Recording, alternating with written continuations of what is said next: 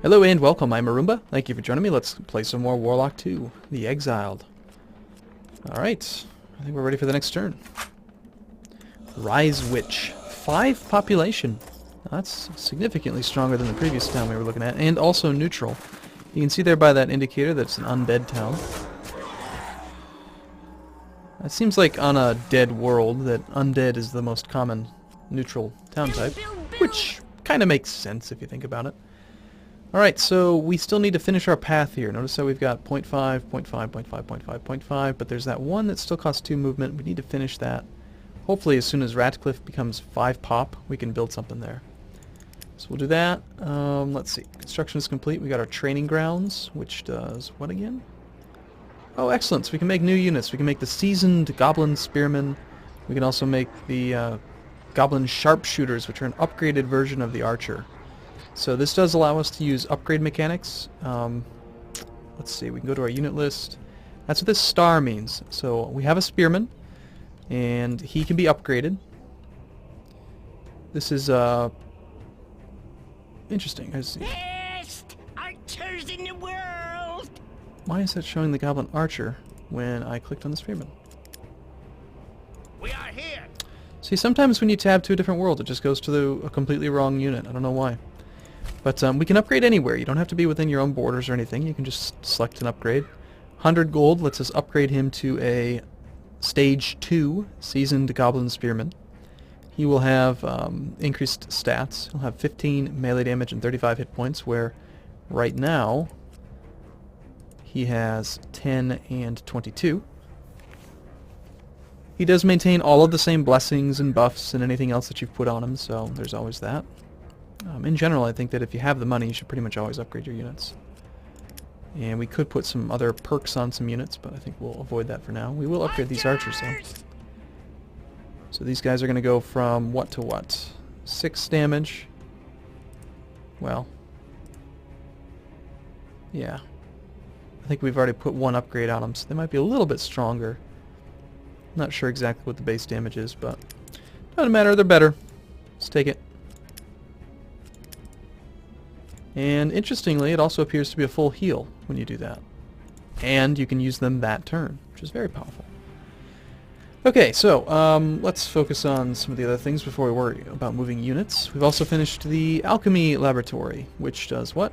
It gives us more research and allows us to make the Shaman's Guild and the Chateau de Loup Garou. So that is nice. Notice here we can make this thing. Population's insufficient, of course, but we can build this and get noble werewolves and court werewolves. Sounds kind of cool. Or we could make the Shaman's Guild and just get some more science and build some ordained shamans and regular shamans. So, alright, well that's fine.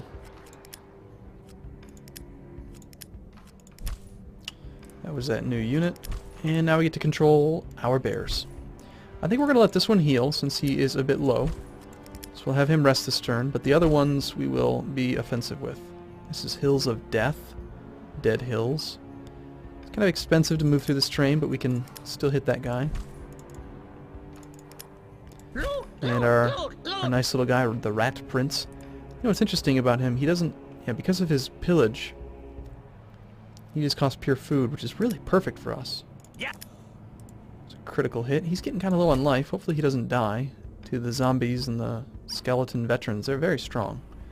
In fact, just to make sure that that doesn't happen, I'm going to go ahead and heal him. Just a couple times. We'll do all 3 since I don't really mind spending mana on a hero. Okay, next we have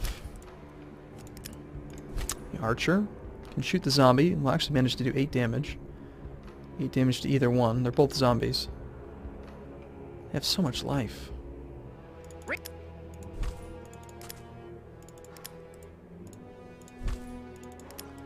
Even though we're not really killing any units, we are getting quite a bit of experience for doing this. Great way to level up our units before we actually meet the first enemy mage. My experience so far has been that we will share a world that is linked to another mage's world, and then somewhere on this world will be So there'll be 3 connecting mystic portals on this map. So we'll have our portal in, their portal in, and then a 3rd portal that leads to something else. So it's basically one-on-one until one of us is strong enough to go to the next portal. I'm not sure if it's always that way, but that's what it was the last time I played. We will also let him rest. And that looks like it'll do it for the turn. Still working on our lower the land spell, 3 more turns. And we can assign some orders.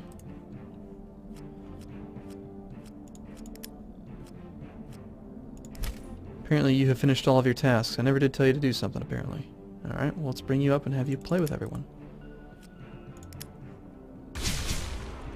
Okay, so we have some random effects that are happening. We'll see a pop-up as soon as our turn starts.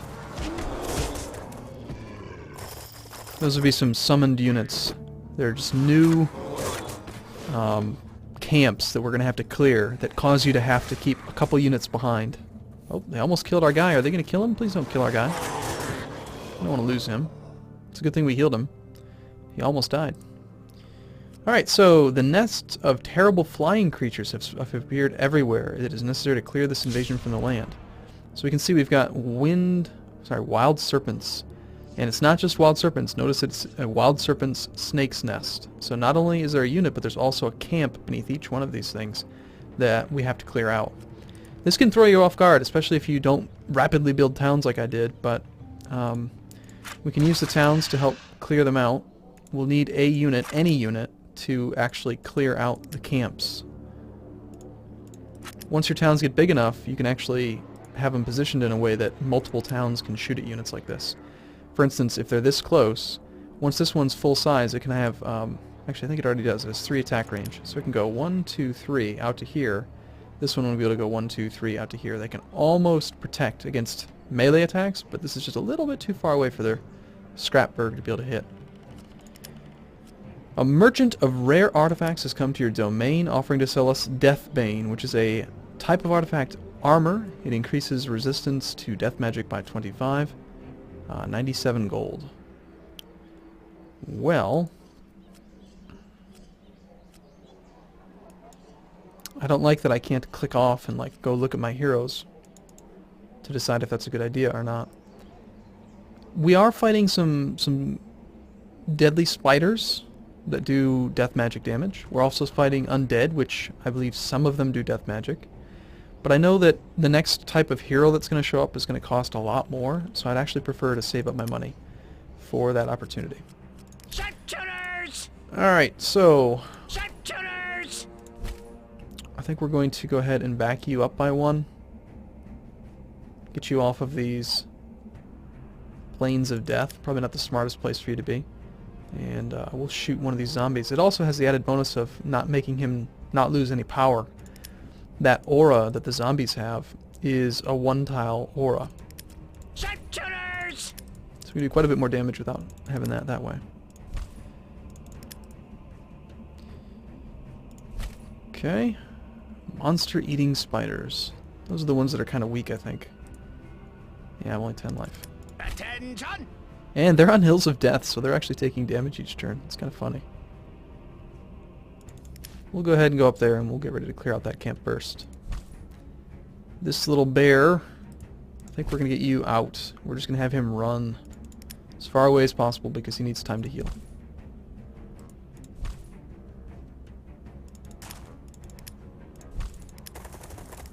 And we actually managed to kill one of those veteran spiders.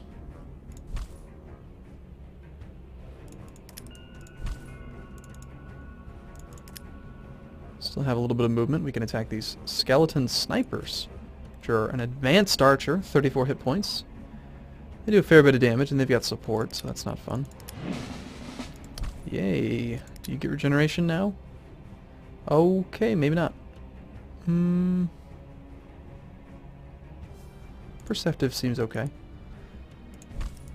Levels don't give them, that I have seen, any kind of a base upgrade to their stats. It just gives them an extra perk. So, like a level... let's actually check that out. Let's see if I'm right.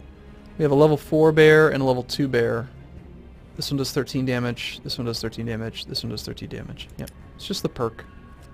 But still, you know, more perks is good. It's a long-term investment. We could cast a spell this turn. Let's see, our next town's going to go here.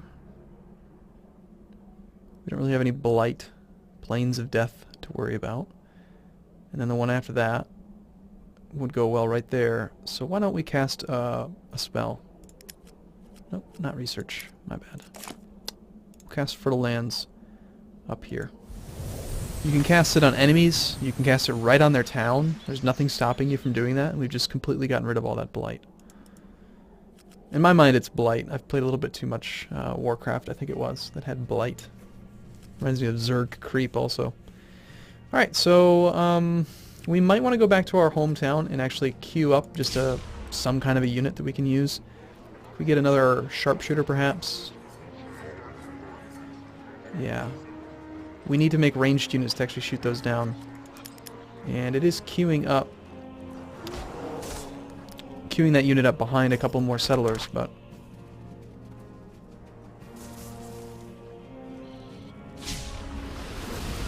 This thing's bouncing me all over the place.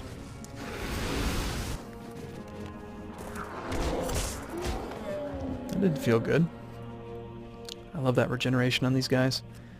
Okay, so here's what we have. Construction's complete. We have an alchemy laboratory, which is that one that gives us research. Very good. We also have a failed quest. We failed to defeat the villains. I think that was the one where there was like villains down here that were completely inaccessible. I don't believe casting Fertile Lands on shallow water would do anything, but let's test that theory. We've learned the Lower the Land spell, so we can clear out mountains and create more useful terrain for us. Like, for instance, if I wanted to build something else in this town, it's already extended its range out to here now, but I could lower the mountains and give us a buildable tile. Can order a new construction and new big den.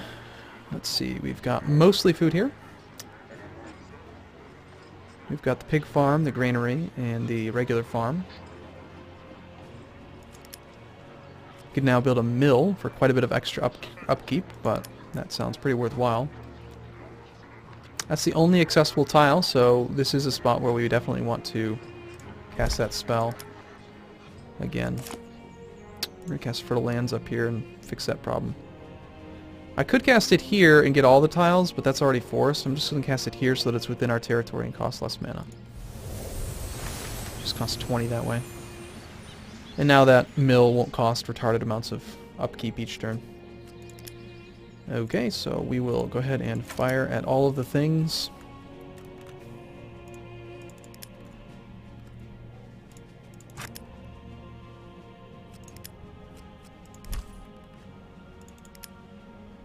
Oh shoot, don't tell me you're pathing in a really dumb way because of this guy. That's annoying.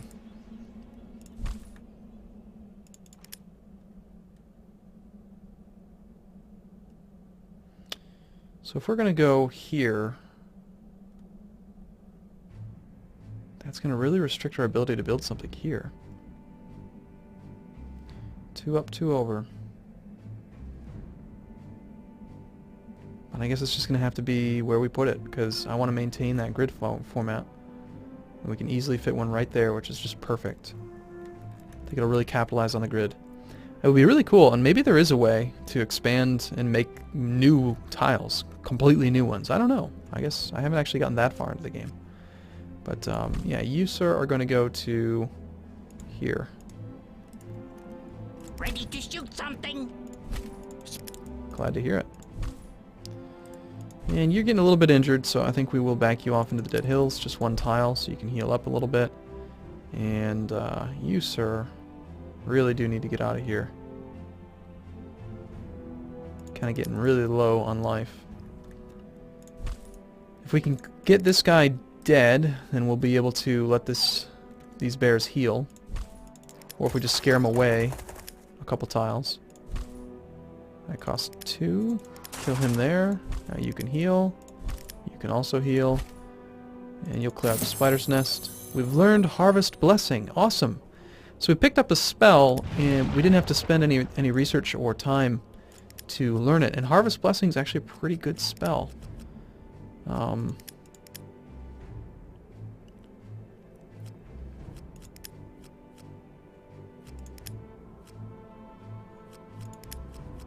Harvest Blessing.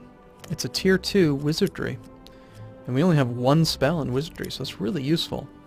So now we can cast Harvest Blessing, which increases the food production in the target city. We haven't cast a spell yet this turn, did we? Or maybe we did. I can't recall. Let's take a look at our most productive city. It's New Big Den. So if we can, we will queue up that spell. We'll cast Fertile Lands.